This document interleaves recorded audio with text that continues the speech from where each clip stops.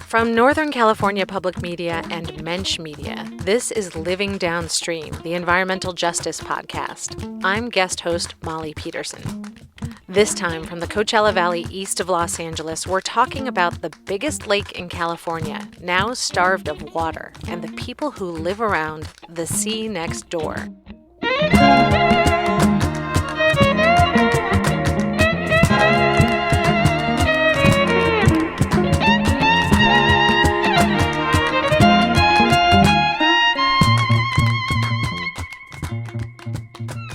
The Salton Sea sits in a depression of land 30 miles from the Mexican border, and it poses a growing threat to public health.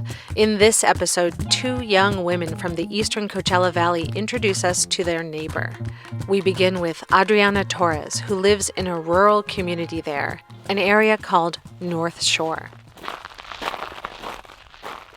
A few years before I was born, this shoreline, we call it a playa, it was covered with fish. Almost 8 million of them. Tilapias. They were dead. A lack of oxygen and a lot of algae killed them. None of this is supposed to be here. Not the fish. Their bones are under my feet, mixed in with a lot of barnacle.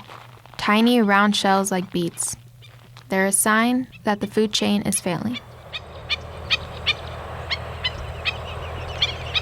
It's surprising, but birds still come to the sea. Even though thousands of brown and white pelicans died here from eating bad fish, this is a stop for birds on the Pacific Flyaway, a migration route, and climate change is stealing bird habitat at other stops on the way.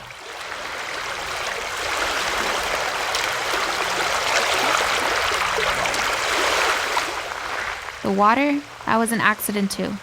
Farmers came to settle this hot and dusty land, so they built canals to divert and control the Colorado River. More than a century ago, one canal broke open. The place it flooded hadn't been a lake in hundreds of years.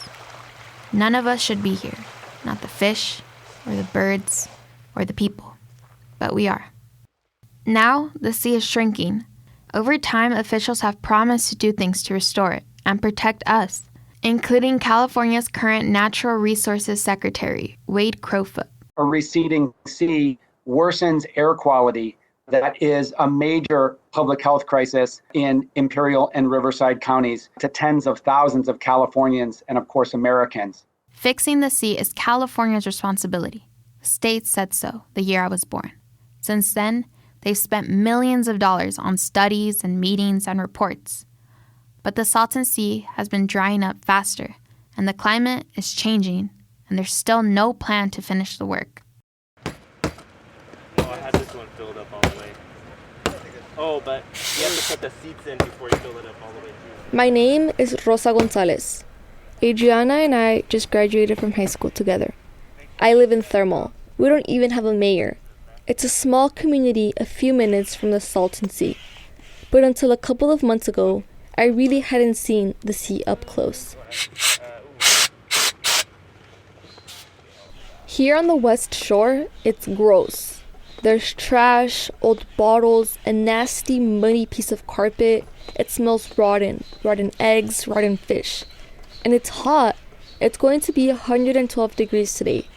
A couple of volunteer scientists and a teacher from our old high school, Desert Mirage, they're pumping up a small pontoon boat.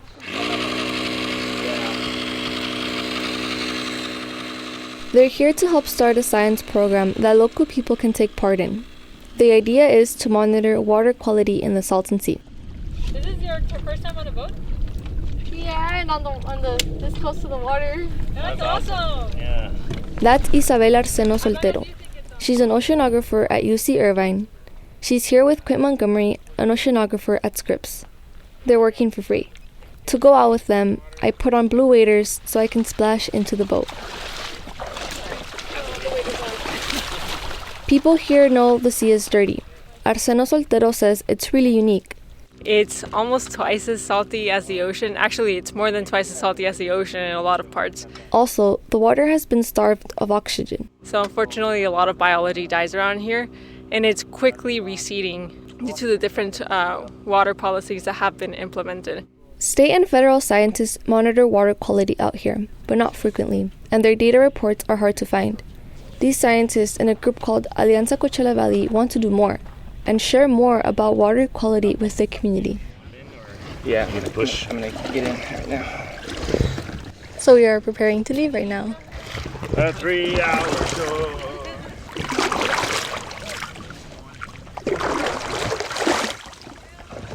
So as he is rowing us into the sea, I can see the kind of dark brown, kind of yellow water.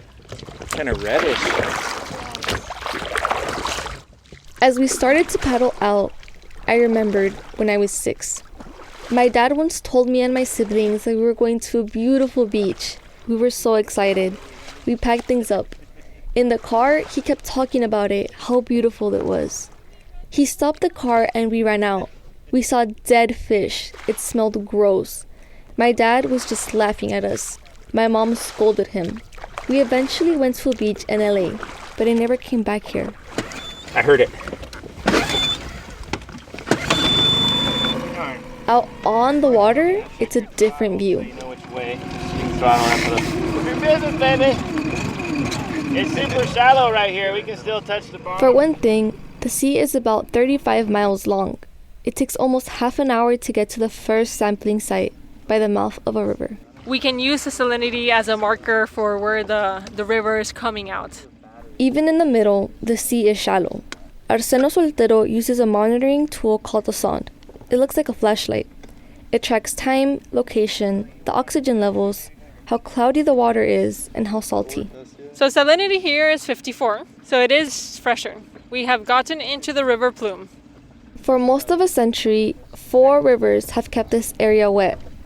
Their water arrives less salty than the sea, but also polluted. River water tends to have other pesticides in it that are feeding into the Salton Sea. So we can say that if the salinity tells us that we're getting into the area that is influenced by the river water, then maybe that area has also other pesticides and nutrients. The scientists are training at least 10 community members to come on sampling trips just like this. The group Alianza will pay them each time. I guess what we're trying to help them is just to get information, because essentially what we want is for the community to have their own measurements and have their own tools to advocate for themselves in terms of environmental policies. My dad, he still thinks the Salton Sea is a nasty place. But on the water, I started to think of the sea more like someone I know, like a sick family member no one remembers or cares to bother with.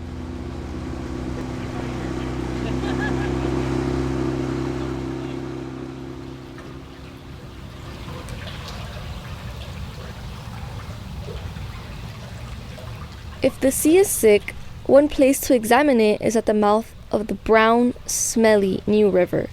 It runs under a highway at the south end. Drying the sea up is happening on purpose. California water users took more than their share from the Colorado River for a long time. So the year I was born, the state had to settle a fight with other western states about that. It meant less water for crops and less farm runoff going into this river that feeds the sea. Pesticides are still in here, from Mexico and the US. Some of them are illegal now, like the termite killer Aldrin and DDT. That's what another scientist tells me. My name's Ryan Sinclair. I'm an environmental microbiologist and I work at the Loma Linda University School of Public Health. For one of his projects, Ryan Sinclair used a balloon to raise a camera up above the playa to help show how fast it's growing. By one estimate, the sea could lose 3/4 of its volume within a decade. Within 25 years, there could be 100,000 acres of exposed playa. Authorities said to avoid the sea this year because of the algae blooms that could harm people and animals. Sinclair points out an agricultural ditch that could harm people too. The concern is that the pesticides will be emissive because they're in the sediment, which would be this stuff here. Toxic chemicals are in the water and the mud drying out. There's no way out for all of this. We know that those are still there, but we don't know if they're going to be attached to the dust and they're going to be blowing up into the wind and then coming out to where people are living and breathing. State pesticide regulators check water quality at 2 rivers that go into the sea a couple times a year. But this isn't drinking water, so they don't study human health impacts. No state agency understands what happens to the pollution as the sea dries up. Everything's an uncertainty right now. I don't think anybody's been able to quantify anything about any of this. So people want to do some science themselves, just like the community already does for air quality. A group called Comité Cívico del Valle put in 40 of its own air monitors to supplement the few the state has here. For this water monitoring, way more people signed up than Alianza can train. The budget for this whole project is tiny, a few $1,000s. So far, the state of California has authorized more than $700 million for restoration projects at the Salton Sea. That Salton Sea is a pretty big challenge. In 2014, Governor Jerry Brown said fixing the sea could be quite expensive. I've heard numbers into the billions, so it's important. I'd certainly like to find a way to do better by the Salton Sea than we've been doing. But none of the money spent so far has gone to study the questions people ask the most about health risks. What's in the dust that's getting exposed on the playa? And who's going to be affected by it? So all of those districts are involved: the water district, the regional water board, the pesticide, and the air quality districts. Researcher and microbiologist Ryan Sinclair. They just don't take responsibility to, solve this complicated problem. And so that's the main issue the community has. Other airborne pollution blows into the Coachella Valley too, so it's hard to know how much to blame on the sea. There's smog from bigger cities nearby, emission from cars, from trains and trucks that move cargo, power plants and factories. Near where I live, there's burning on agricultural fields and particles of dust from the desert. Still, UC Riverside scientists who collected dust estimated that about 10% of their samples come from the playa, and there's more playa at the sea every day. Pollution already causes many diseases of the lungs and heart. It makes people sick, including my classmate Adriana's mother. My mom's name is Silvia Torres. She has lived near the Salton Sea since she was around 17. Empecé a sentir esos problemas como a los 17 años. Pero de primero no le tomé mucha importancia porque comenzaron nomás como alergias al aire, a la tierra. Within a year, she started to have trouble breathing. At first, she didn't think much of it. It felt like allergies to the air or dirt, but the symptoms got worse. She discovered she was asthmatic. A descubrir que era asmática, de que no podía. She couldn't run fast, she couldn't be outside. Now she controls her asthma with medication. It's worse in the spring. And she says it's aggravated when the wind shifts and comes from the sea towards our house in North Shore. Pues un ataque de asma, en veces lo comienza uno a sentir en vez como en la garganta, pero de todas maneras comienza uno a sentirse desesperado, que empieza uno a... When an attack starts, she feels it in her throat, and she begins to feel desperate for air. Then sometimes she's sweating and feels like she can't get enough air. Tienes que correr inmediatamente a un doctor porque pues si no ahí queda uno. It feels like you have to immediately run to the doctor, she says, because if not, there's no one who can help. My mom went to the emergency room a few times for this, but the people who can't afford doctors or American health care are not even counted in public health statistics. The accelerating ecological crisis is really there for people to see. The ongoing community health crisis has been going on for quite a while, and so it's not as obvious to people. Dr. David Lowe is an immunologist and a dean at the UC Riverside School of Medicine. In Imperial County, at the south end of the sea, 1 in every 5 people has been diagnosed with asthma. But in Riverside County and North Shore, we've only got estimates. We just don't have the detailed information on who is sick, where they are living, what they're exposed to, and what kind of sick they are, right? So we need that information because we have not made that investment.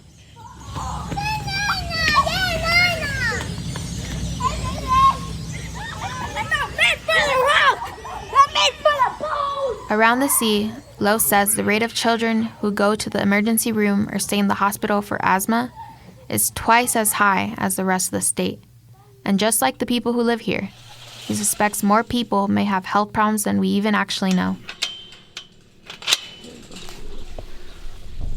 No. Your bag. My neighbor is a woman named Conchita Posar. She's a mother and an advocate from the indigenous Purépecha community of Michoacán, Mexico. Sometimes neighbors will drive her around North Shore with a megaphone to let people know in their own language when there's something important to pay attention to. Her house is the place people gather to talk about their health and their children. She says that's how the community has noticed patterns among the problems. For example, say you have a family with 3 children. One child may have asthma, one child may have allergies, one child may have allergies in the eyes or nosebleeds. Every child may be having problems based on their immune system. Conchita has tried to talk to local and state air officials, but nothing requires these regulators to take her seriously. And she says they continue to dismiss her concerns. We gave testimonies that the children had nosebleeds, asthma, allergies, but they said no, that they needed proof. So the rate of respiratory illness is not well tracked. The nearest hospital to my house in North Shore is in a city, 35 minutes away. The thing is, people go to doctors in 2 different counties and 2 countries. Sometimes when they get sick, people go to Mexico, and sometimes traveling there can make them even sicker. Once, when my mom did drive all the way to Mexicali, they got mad at her. They scolded her in the hospital. They said she could have died on the way. ¿Cómo era posible que me había ido tan lejos y hasta en el camino me podía morir? Pero pues ya, ni modo, le dije pues ya que ya había llegado allá. But the doctors in Mexicali helped. She got medicine, and they showed her how to handle attacks with a nebulizer at home. My neighbor Conchita says doctors in Mexico are better. Lamentablemente, si los llevamos a una cita médica aquí en nuestras clínicas o en nuestros hospitales. Unfortunately, if we take them to a medical appointment here in the United States, in our clinics or hospitals, they don't give us medicine. They tell us that it's an allergy, that it's going to pass, and our children continue to get worse. But if you take them to a doctor in Mexicali, they will give us treatment that helps the children much better, and they can be a little more, I would say, in better condition with this dust that's affecting us all.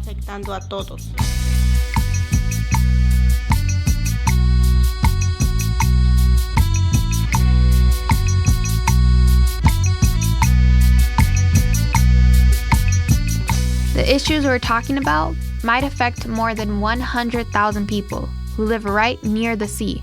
David Lowe at UC Riverside runs a Center for Health Disparities Research. He says that the symptoms we describe offer clues that the problem is specific to the sea. It's a drying lake. It's becoming ecologically unstable. It's more of an environmental exposure hazard. And because that's the case, he says it's worth seeing the sea differently. In ancient times, people blamed a poisonous vapor for diseases, like plague. Lowe says this was called a miasma, and he says that it is one way to think about the Salton Sea. But really, the Salton Sea is a system, an ecosystem. The sea, and the dust, and the algae, and the fish, and the birds, and the people, together. The communities can really direct us to where the real research questions are. We think that this drying Salton Sea and the dynamic degradation of the ecology in the sea and its secondary effects on the aerosols and that association with pulmonary health is something that really needs to be studied. People in this area say they feel connected to it, like a neighbor, and its changes are rippling into their lives.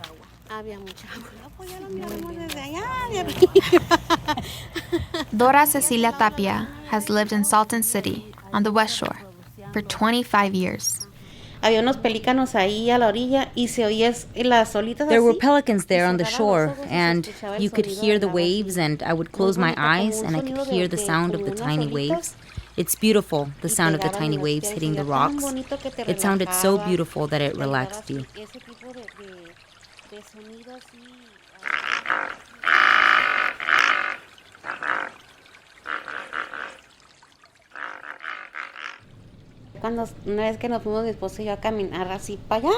When one time we went on a walk, my husband and I, we went over there to the sea. We were there and there were rocks. Well, there still are rocks. What's gone now is the water. There were some pelicans, but right now there are no more pelicans. The poor things. It's not just the wildlife. Dora's children grew up with pelicans and green parks.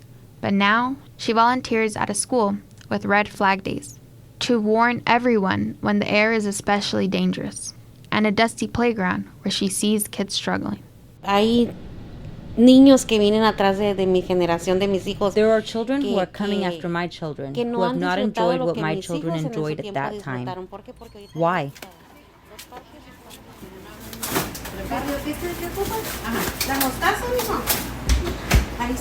Dora is close with her neighbors, including Maria Molina, who moved here 6 years ago. Dora helped out when Maria and her husband had COVID. Gracias a Dios hubo varias familias que me ayudaron, iban y me ponían mi comida. Thank God there were several families who helped me. They would go and put food outside my house. They helped me with medicines that I needed, the groceries too, and other things like cooked food.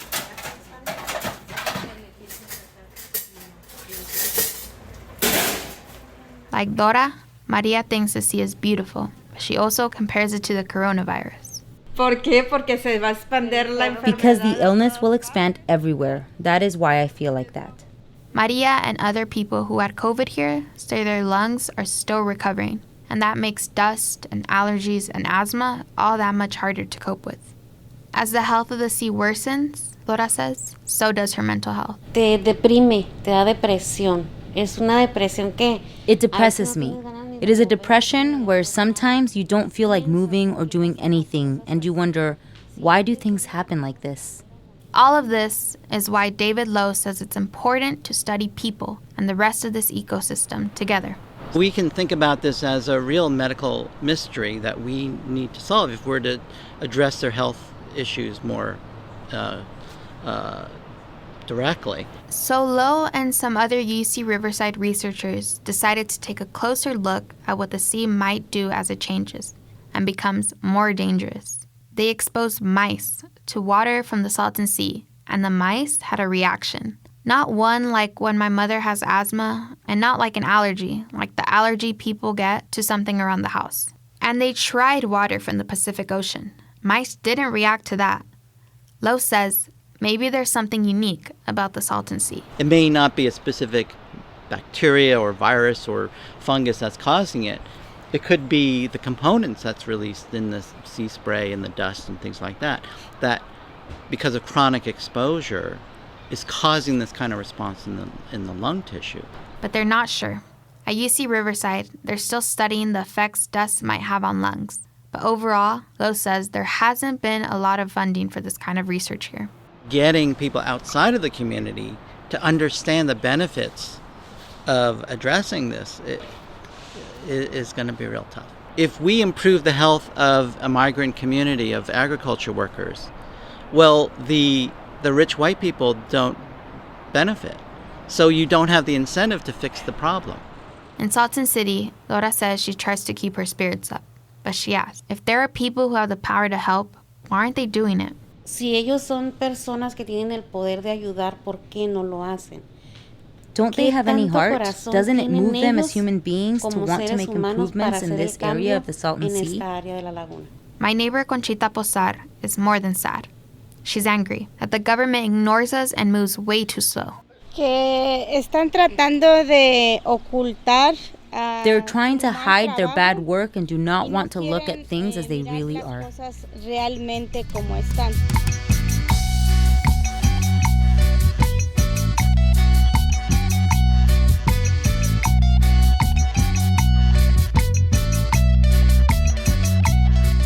Dora and Conchita and other people from the Eastern Coachella Valley have told the state they want more action and more attention on human health.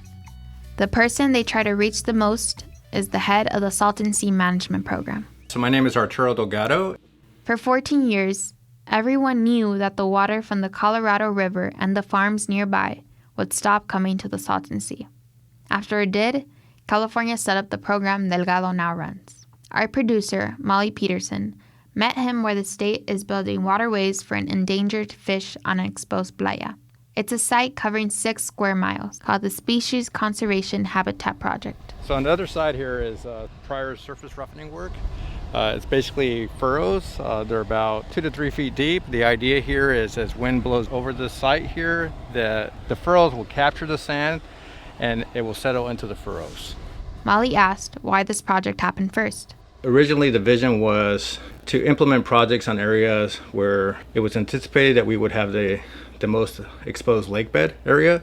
That area is the shallowest, and so we started with the south end, and this project in particular, because we wanted to implement as much habitat as we can and cover as much exposed lake bed as soon as we can. You know, obviously there's a human health impact to the dust that's being exposed. How does this project consider the human health impact? Yeah, so basically in the way that I just described it, we're trying to... She asked him how the project considered the human health impact 7 more times. I don't see anywhere and I don't hear exactly how human health is considered scientifically. I mean, it's all about covering as much exposed lake bed with ecological restoration. It sounds like you haven't done like a health analysis about how many people it's going to help to cover which pieces of land. Yeah, so I wouldn't characterize it that way. I would characterize it that we're going to be very strategic about... How is the state of California considering human health when it decides how to make these decisions? When you say the state of California, there's a lot of departments and agencies that have different jurisdictions. But land at the Salton Sea is a patchwork. Some of it is owned by the Torres Martinez tribe, some by the Imperial Irrigation District, and the rest is owned by the public, federal, state, and local government. Delgado wouldn't say who is responsible for the dust at the Salton Sea. Dust that definitely affects our community. There's a lot of shared responsibility, and there's different agencies that have different jurisdictions. There's a lot of different regulatory agencies that have responsibilities for different things. The federal agencies, there's state agencies, and there's local agencies. I think I just share with you that what we're responsible for. I don't want to speak for anybody else's responsibility. No health analysis exists. Delgado told Molly that state air regulators were advising him about human health. So we asked her to follow up with them. The California Air Resources Board told me they were not advising the Salton Sea Management Program about human health. They may in the future. They have not been asked to study human health impacts from the sea, and there's no funding for such work right now.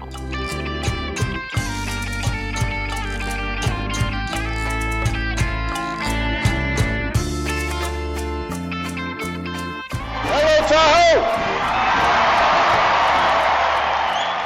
According to a Congressional Research Service report, covering all of the exposed playa would cost nearly $6 billion. California is trying to get funding from the U.S. Congress and federal government now. There hasn't been much federal spending so far. One time, the Obama administration committed to $30 million in restoration spending, and that was a big deal. In partnership with California, we're going to reverse the deterioration of the Salton Sea before it is too late. And that's going to help a lot of folks all across the West.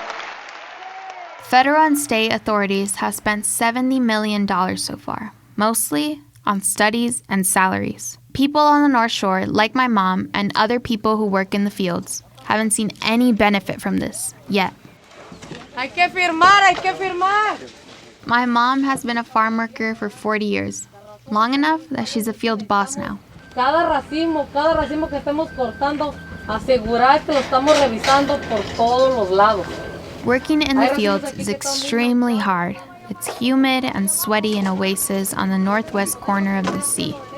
To avoid heat strokes and sunburns, people wear hats and even sweaters.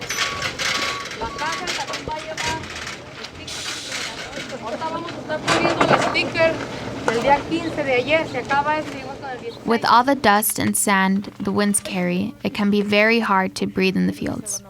Researchers at the Scripps Institution of Oceanography say wind sloshes around, north and south, up and down the sides of the mountain in the Salton Sea Bowl.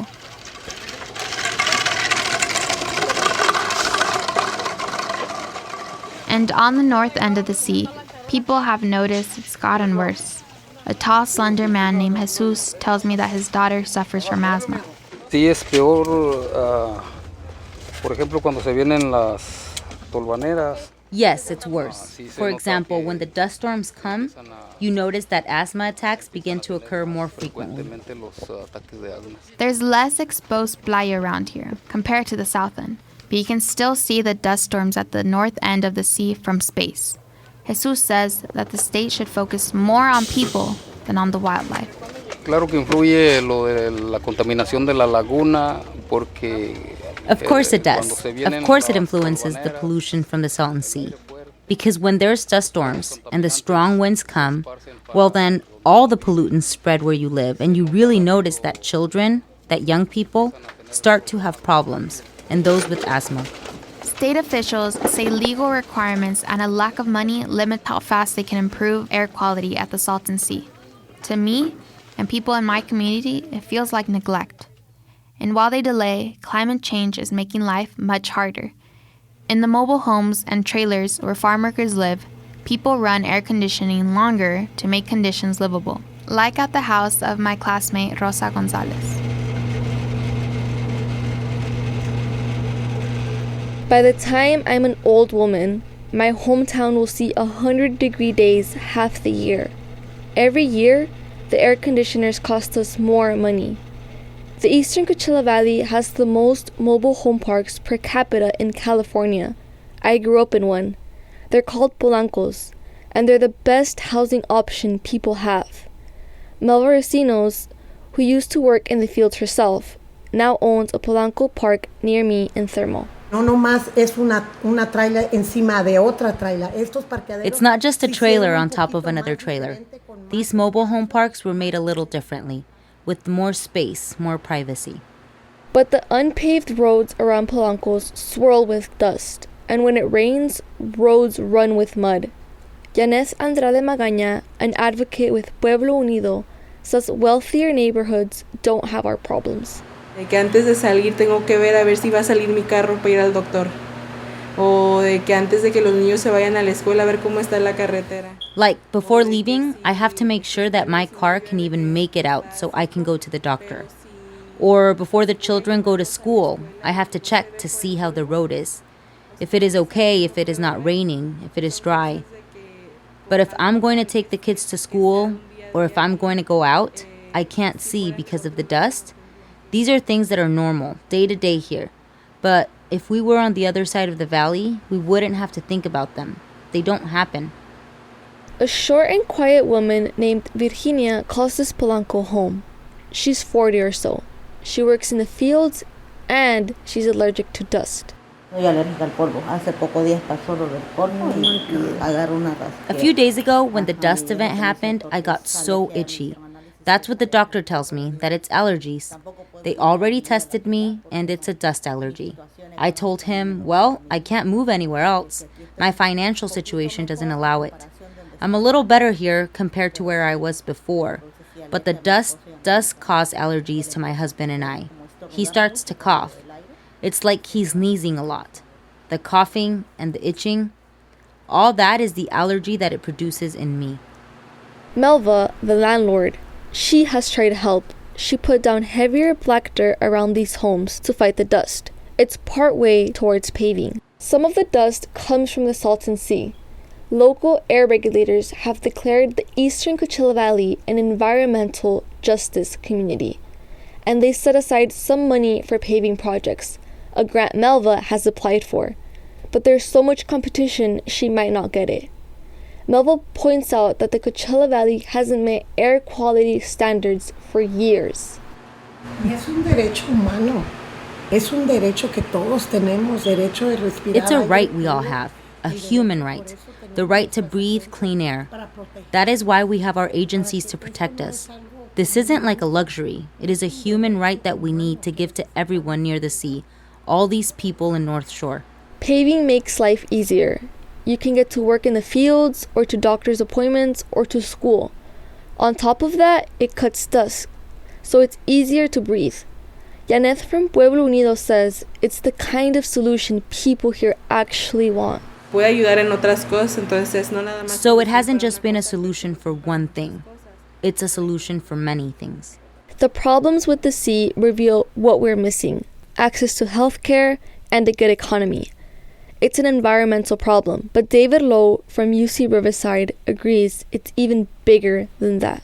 We can do that, try and improve access to healthcare, but there are many other ways that we need to benefit the community so that people can afford health insurance, things like that. So we have to think, how do you take this, diverse community and create an economy that gives people good reason to come back? Like I said before, I've started to think of the sea like a person or a neighbor. But I wasn't the only one. In Salton City, Maria Molina did too. Y pues yo para mí la laguna que esté muerta, yo pienso que la persona que dice que está muerta, esa es la persona que está muerta. She believes that a person who sees the Salton Sea as a dead sea, that person has something dead inside them.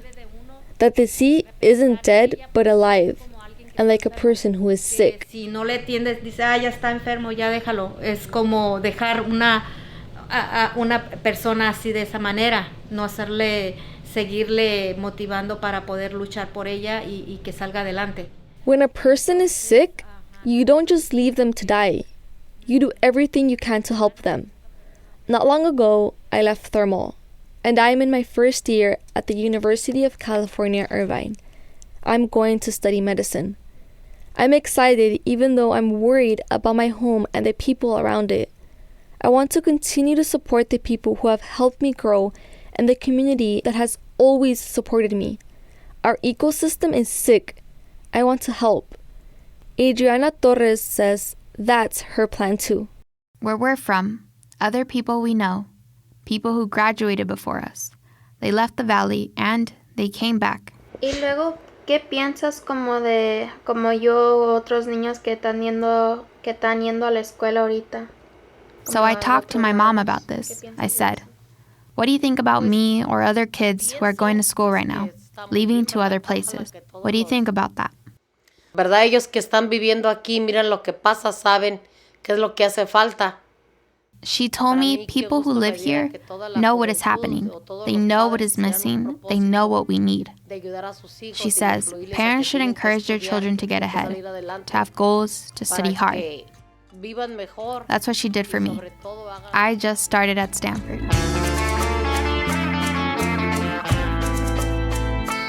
¿Qué es uno de tus sueños para los niños que están yendo al colegio ahorita y que piensan a venir para atrás? I asked her, what are your dreams for the children who are going to college right now and who plan to come back? Mi sueño sería que sí que regresaran para atrás y dieran servicio a su comunidad.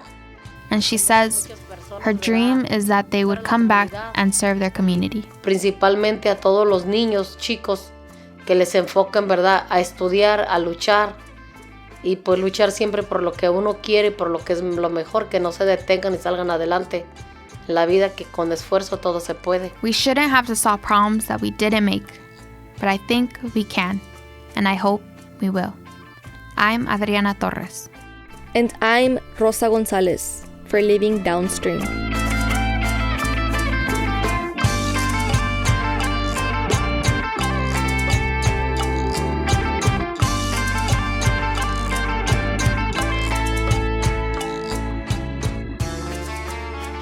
Today's episode was written by Molly Peterson with Olivia Rodriguez Mendez. They produced this podcast with the help of Rosa Gonzalez and Adriana Torres, our narrators.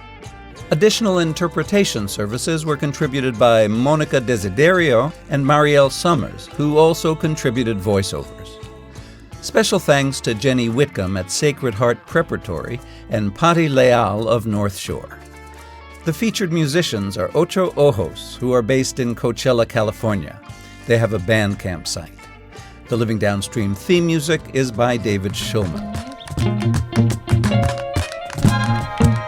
Chris Lee is radio executive producer, and Darren Lachelle is the president and CEO of Northern California Public Media. I'm Living Downstream founding producer Steve Mencher. Follow Living Downstream on Apple Podcasts, comment on it and rate it there, and find it wherever you get your podcasts. Find out more about us on NPR One. Visit our website at norcalpublicmedia.org/living. And a lot of you are finding us on Spotify. Thanks. Living Downstream thanks our sponsors who make this podcast possible. A list is available at norcalpublicmedia.org.